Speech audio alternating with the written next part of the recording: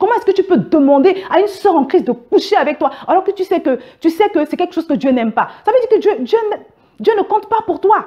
Dieu passe après. Ton sexe, c'est ton Dieu. Toute chose pour laquelle on sacrifie le commandement de Dieu est une idole. C'est cette chose-là qui est ton Dieu. Ça veut dire que ton sexe, c'est ton Dieu. Parce que je sais qu'il y a beaucoup de frères qui vivent, apparemment, ils ne peuvent pas vivre sans fonctionner comme ça. Dans l'église, ils vont de femme en femme, de fille en fille. C'est ton sexe qui est ton Dieu, je suis désolée de te le dire. Donc arrête cette vie, va devant le Seigneur et reprends ton engagement. Bonjour à tous, bienvenue sur Vie TV. Je n'avais pas prévu de faire de message ce matin, mais ce que je vais dire est tellement important que je pense qu'il faut que je le fasse, il faut que je le dise. Ce matin, j'ai reçu encore un message. En fait, hier, je vous ai présenté sur ma page Facebook le message d'une jeune fille qui a été bernée par un homme dans une église avec qui elle a entretenu des relations pendant 6 mois selon ce qu'elle dit.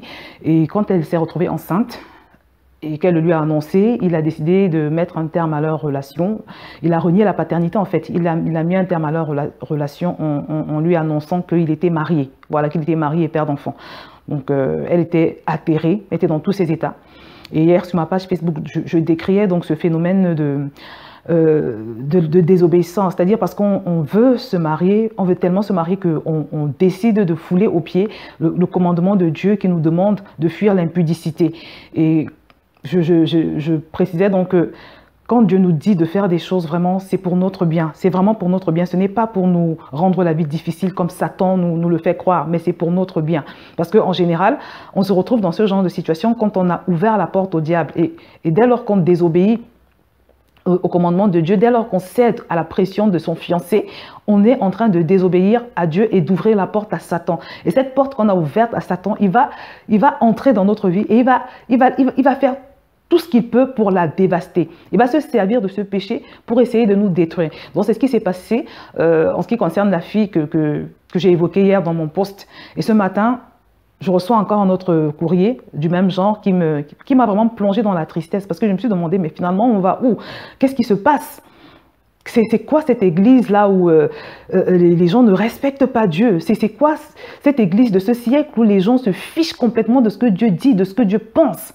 C'est quoi cette église? Est-ce que c'est les enseignants qui ne font pas leur travail? Est-ce que c'est Satan qui est aussi fort que ça? Est-ce que c'est Satan? Pourquoi est-ce que Satan arrive à triompher dans les pensées des enfants de Dieu? Donc, avant de poursuivre, je vais vous lire le message que j'ai reçu ce matin, parce que ça m'a vraiment beaucoup attristé, beaucoup. Elle me dit, bonjour chère Josiane, que pensez-vous d'un homme qui se dit homme de Dieu et qui est dans le ministère, qui veut te faire sa femme, mais veut faire l'amour avant d'aller à la mairie, alors que la Bible appelle cela la fornication et l'impudicité. Il veut t'épouser, mais il veut pratiquer avant de passer devant monsieur le maire.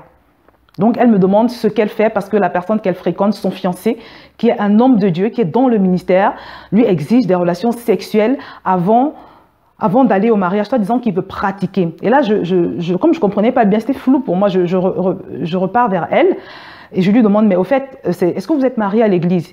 Elle me dit non, elle me dit je ne suis pas encore mariée avec lui, mais on est juste dans les fréquentations. On a des projets de mariage, mais il a du mal à attendre. Il dit qu'il craint Dieu et que jamais il ne divorcerait, mais il doit le faire une fois avant d'épouser sa future femme. Donc il lui dit en gros que avant de t'épouser, il faut que je goûte, il faut que je te goûte parce que je ne peux pas me marier comme ça. Et je suis un homme sérieux, je crains Dieu, voilà, jamais je ne divorcerai, mais cède-moi et puis voilà, comme ça on va pouvoir se marier. Donc voilà à quoi elle est confrontée. Et ce qu'il y a de choquant dans ce courrier, c'est qu'elle dit que c'est un homme de Dieu. Vraiment, ça m'attriste tellement que j'ai du mal même à poursuivre, que le Seigneur m'aide à aller jusqu'au bout de ma pensée. Donc, ce que je voudrais te dire simplement, ma sœur, et aussi à toutes les autres sœurs en Christ, Jésus avait dit, il dit simplement qu'on reconnaît un arbre à son fruit. Et le contexte dans lequel il le dit, c'est pour, en fait, pour lui, c'est un moyen de dénicher, de détecter les faux prophètes. Il dit, on reconnaît un arbre à son fruit. On n'est pas homme de Dieu parce qu'on est reconnu par les hommes comme tel. On n'est pas homme de Dieu parce qu'on sert Dieu à un niveau élevé dans l'église. On n'est pas homme de Dieu parce que, voilà, à cause de tout ce qu'on sait. Mais ce sont nos fruits qui nous disent si quelqu'un, ce sont les fruits d'un homme, je veux dire, qui nous démontrent que cet homme est un homme de Dieu ou pas. Et je voudrais te dire, ma sœur, et aussi à toutes les autres sœurs en Christ, que vraiment, la parole de Dieu nous dit ceci en Galates chapitre 1 au verset 9. Combien même un ange viendrait vous prêcher un évangile autre que celui que vous avez entendu, qu'il soit maudit. Combien même un ange, c'est-à-dire à plus forte raison si ce n'est qu'un homme, même si c'est un homme de Dieu. Et je voudrais te dire aujourd'hui que la parole de Dieu reste, elle reste ce qu'elle est inchangeable. Dieu reste Dieu, Dieu reste saint. Et aucun homme ne peut modifier le commandement de Dieu. Aucun homme n'a le droit de modifier le commandement de Dieu. Même s'il est pasteur, quel que soit le titre de cet homme, de ce fiancé, qui te réclame des relations sexuelles, sache que cet homme n'est pas prêt. Cet homme n'est pas, c'est pas un enfant de Dieu restauré. Parce qu'un homme qui te réclame des relations sexuelles, soit, je parle de l'église, je parle des personnes qui sont dans l'église, des personnes qui sont censées être nées de nouveau, qui ont reçu les enseignements. Je ne parle pas de ton, voilà, peut-être tu as un copain mondain là qui ne connaît pas le Seigneur. Je parle d'église, on est dans le cadre de l'église. Un homme qui te réclame des relations sexuelles alors que vous êtes dans l'église ensemble, il a reçu tous les enseignements, c'est simplement un homme qui soit n'est pas restauré, c'est-à-dire il est venu du monde avec son système de pensée, sa façon de faire, sa culture du monde, qui fait qu'on ne peut pas être avec une fille sans coucher avec elle. C'est-à-dire, quand on est avec une fille, on ne peut pas attendre le mariage. Ça, c'est comme ça dans le monde. Soit il n'est pas renouvelé dans son intelligence, soit il n'est pas restauré du tout. Il n'a pas appris à fonctionner comme Dieu veut qu'on fonctionne. Soit c'est un loup, tout simplement. C'est-à-dire, il sait qu'il n'est pas converti, il sait qu'il n'a jamais donné son cœur à Jésus, mais il fait semblant.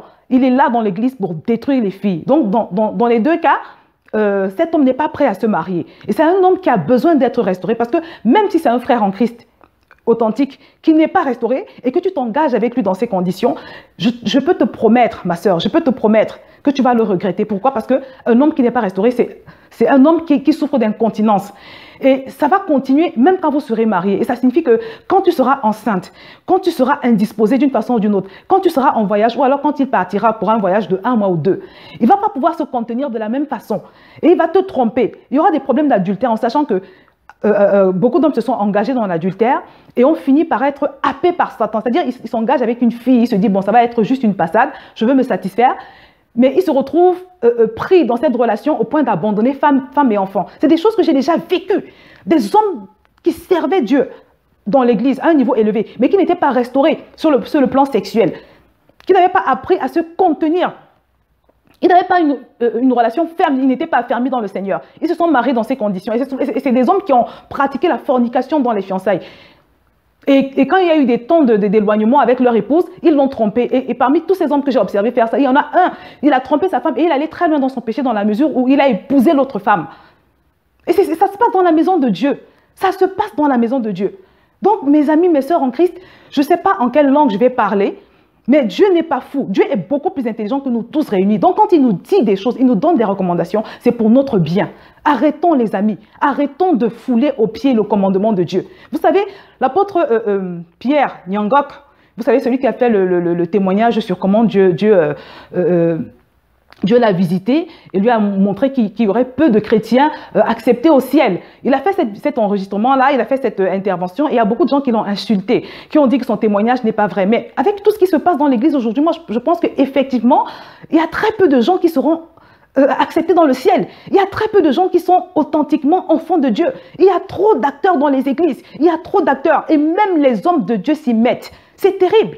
C'est terrible. Mais toi, ma sœur, sors du lot. Toi, mon frère qui me regarde, sors du lot. Tu n'es pas obligé de te retrouver dans la masse des personnes qui méprisent Dieu, dans la masse des personnes qui n'ont aucun respect pour Dieu, dans la masse des personnes qui n'ont aucune révérence pour le Seigneur. Tu n'es pas obligé de faire partie de ce lot. C'est possible d'être restauré par le Seigneur. C'est possible de vivre une vie de sainteté. Et le problème, c'est quoi aujourd'hui? Comment on fait pour vivre cette vie de sainteté? Il faut installer Jésus sur le trône de son cœur. Et ça commence par répondre sincèrement à son amour. Parce que le don de Jésus qui nous a été fait, c'est le plus grand de tous les dons. Et si tu reçois la révélation de ce que tu es un privilégié, tu es privilégié d'avoir été choisi par Jésus pour faire partie du nombre des sauvés par la grâce. Si tu reçois cette révélation, tu vas naturellement avoir un cœur rempli de reconnaissance. Et tu vas aimer Dieu. Tu vas devenir un passionné de Dieu. Donc moi, c'est le conseil que je donne à tous ces hommes qui sont conduits par leur sexe. C'est le conseil que je leur donne. Pour sortir de cette vie d'impudicité, vraiment, demande au Seigneur de t'accorder la révélation de la grâce qui est tienne, de cette vie glorieuse qu'il a mise à l'intérieur de toi. Accorde-lui la grâce de recevoir la révélation de ce que ton corps est son temple. Parce que si tu as accepté Jésus authentiquement, la Bible dit qu'il est venu habiter en toi par son Saint-Esprit. Et ça, c'est juste quelque chose d'extraordinaire. Et si tu es conscient de ça, si tu as la conscience de ça, je t'assure que tu ne vas pas traiter ton corps n'importe comment.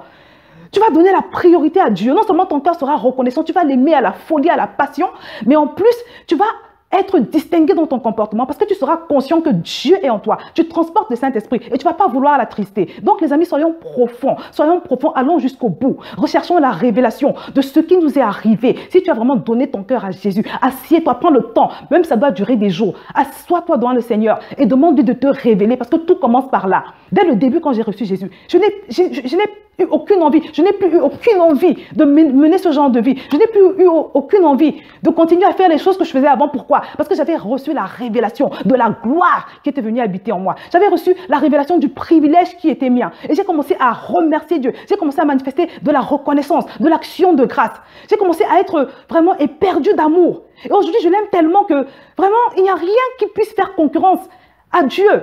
Rien, aucun désir, aucune pulsion, aucune chose sur cette terre. Tu dois pouvoir arriver dans cette dimension. Et c'est le problème de beaucoup de chrétiens. Ils sont superficiels. Ils ne vont pas en profondeur dans leur vie spirituelle. Ils ne vont pas en profondeur dans leur relation avec Dieu. Dieu pèse léger dans la balance de leur cœur. Et c'est pour ça que tous les autres péchés arrivent toujours à prendre le dessus. Comment est-ce que tu peux demander à une sœur en Christ de coucher avec toi alors que tu sais que c'est quelque chose que Dieu n'aime pas? Ça veut dire que Dieu ne compte pas pour toi. Dieu passe après. Ton sexe, c'est ton Dieu. Toute chose pour laquelle on sacrifie le commandement de Dieu est une idole. C'est cette chose-là qui est ton Dieu. Ça veut dire que ton sexe, c'est ton Dieu. Parce que je sais qu'il y a beaucoup de frères qui vivent, apparemment, ils ne peuvent pas vivre sans fonctionner comme ça. Dans l'église, ils vont de femme en femme, de fille en fille. C'est ton sexe qui est ton Dieu. Je suis désolée de te le dire. Donc, arrête cette vie. Va devant le Seigneur et reprends ton engagement. Surtout, comme j'ai dit, demande-lui la révélation. La révélation. Dis-lui de te révéler la profondeur, la largeur de l'amour qui t'a manifesté en Jésus-Christ. Parce que c'est important que tu le comprennes. Parce que toi aussi, tu dois devenir un amoureux de Dieu. C'est pour ça que j'ai créé le groupe des célibataires amoureux de Dieu en passant. Parce que tout commence par l'amour de Dieu. Tant que tu n'es pas fou amoureux de Dieu, tu seras toujours tenté de pécher, de te détourner de la parole de Dieu. Vraiment, à chaque fois, tu vas sacrifier Dieu. Au lieu de sacrifier les gens, les hommes qui prétendent vouloir t'épouser là, les femmes qui veulent t'épouser là, au lieu de les sacrifier, tu vas sacrifier Dieu parce que ton amour pour lui ne sera pas suffisant. C'est pour ça que je dis que tout célibataire doit commencer par tomber fou amoureux de Dieu avant de vouloir se marier. Tant que tu n'es pas amoureux fou de Dieu, tu n'es pas prêt. Même pas seulement les célibataires, tout le monde doit commencer par aimer Dieu à la folie.